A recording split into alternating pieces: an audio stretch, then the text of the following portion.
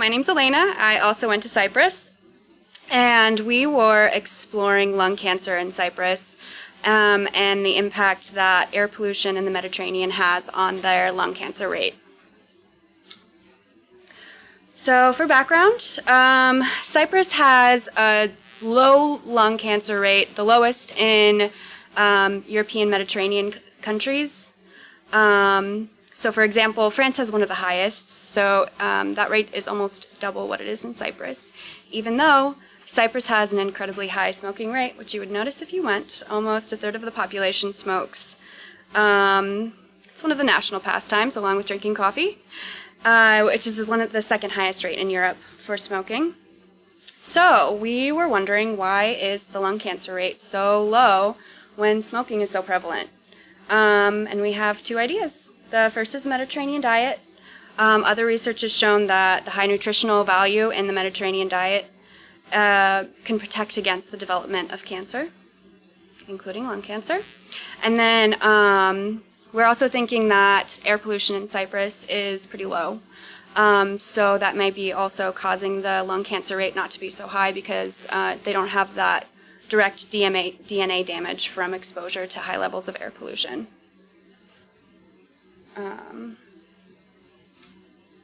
So our objective is to calculate an odds ratio that lung cancer patients have high exposure to air pollution and low exposure to the Mediterranean diet, meaning that people that develop lung cancer in the population will have higher exposure to air pollution, and they will be less likely to follow the Mediterranean diet.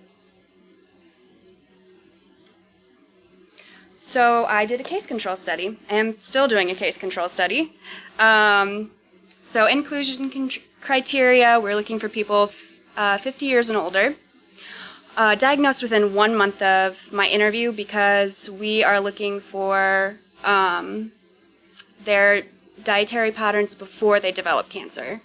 And if we interviewed them any later than a month after diagnosis, we were afraid that they would change their diets to be healthier. Looking at smokers and non-smokers. And I'm getting my patients from 2 different places. The BOCOC, that's an acronym for their oncology center. And then the Nicosia General Hospital is just the general public hospital in Nicosia, which is the same city that the oncology center is in. It's also the biggest city on the island. So of course my cases will have lung cancer.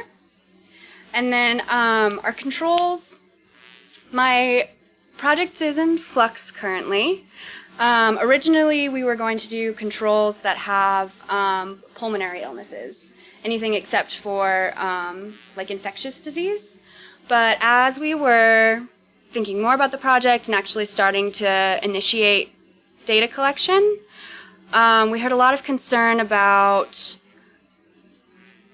our controls being precancerous, pre-lung cancer, because we would mostly be interviewing people who have COPD. So we're still trying to figure out what we're going to do, if we're still going to go that route with the pulmonary patients, or if we're going to do cardiac instead. Though the concern with having controls that have a cardiac illness is that they will also have a poor diet, which would we have to decide which question we're going to ask, and that will depend on the control group that we settle on. And so then my exclusion criteria, we don't want people with any other forms of cancer except for basal cell carcinoma. The sun's really strong there, so we would have to exclude a lot of people if we left out skin cancer. And then prostate cancer also, because it's, of course, very common. And then we'll still leave out people with infectious diseases. We want people with chronic, either cardiac or lung conditions for controls. So, data collection was a questionnaire. I actually did interviews that covered lifestyle and demographic factors. So, of course, diet. We have 2 different ways of calculating or of recording our subject's diet. The first is the Mediterranean diet score. That's research tool that's been used a lot, where you quantify like how many times a month do you eat poultry products, how many times a month do you use olive oil. And then we also have a food frequency questionnaire as part of our larger questionnaire, and so that pulls out very specific food items like how many times a month do you eat boiled greens like okra and spinach, versus the more general how many times a month do you eat vegetables. We're also recording workplace and residency history. That's for the air pollution component. We kind of want to track where people have been spending their time. And then just other general factors related to their cancer development, if they have any occupational exposures, their physical activity level, smoking history, of course, height, weight, body size, again, to see other variables that might be involved in their cancer development, and then a family cancer history. So in part to collect my data, we are working with a third-party company that does a lot of research in Cyprus. They've developed an online platform for the questionnaire so that we can, so that patients can put their answers directly into the form themselves. They can type it all up, so that way I don't have transcription error. Up to this point, though, I haven't really used it. The great majority of the people that I talked to were closer to like 60 and 70 and were really uncomfortable with using an iPad. So just to facilitate the whole process, I used the paper copies instead of my questionnaire, and then I inputted them into this online platform for them. It's a good idea. I'm not sure if we're going to use it. So this is my study schema. So we're starting at the Bank of Cyprus Oncology Center. So while I was there, I actually went through the physicians that were helping me. I went through their schedules, looked at all the patients they were seeing that week to see who had developed lung cancer in the last month and when they were going to be at the center that week so I could catch them. But now that I'm gone, the physician and their secretaries will take over patient identification.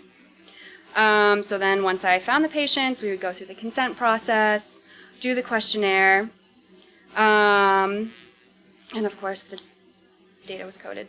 And then so once we had our cases, then the idea is from there we will go to the general hospital and look for controls that are similar in age, smoking status, and what was the other one? Oh, gender. And then they'll go through the same process of consent and then questionnaire administration. And then we will do data analysis here. So, initial results. As anyone that's done a case control study knows, it takes a really long time. So I don't have any initial results. I have a couple of case interviews, especially because we haven't been able to start data collection of controls yet. That's me. So for future analysis for my project, I need to complete the interviews, and then we're going to be calculating our odds ratios. And we'll be looking at three main things: that Mediterranean diet score, which is the more succinct diet score. And then we'll be looking at air pollution exposure, which we're ranking air pollution exposure in kind of like a stratified way. So people will either be qualified as low, medium, or high exposure to air pollution.